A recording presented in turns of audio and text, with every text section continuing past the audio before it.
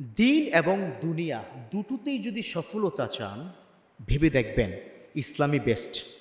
Islam is the best. If you success in this world also hereafter, there is no alternative without Islam. ইসলাম ছাড়া তার কোনো alternative নেই।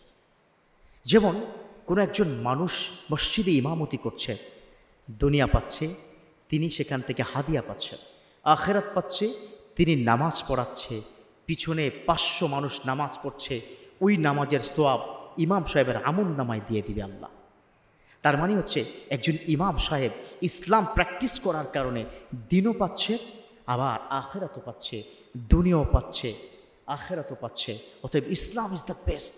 যুবক, তোমাকে বলবো, ঠিক আছে তুমি ব্যারিস্টার হও, ডক্টর হও, সব হও, তো ইসলাম অনুযায়ী যদি জীবন যাপন করতে পারো, পৃথিবীও পেয়ে যাবে, দুনিয়াতেও সফল, কাল কিয়ামতের ময়দানে আখেরাতে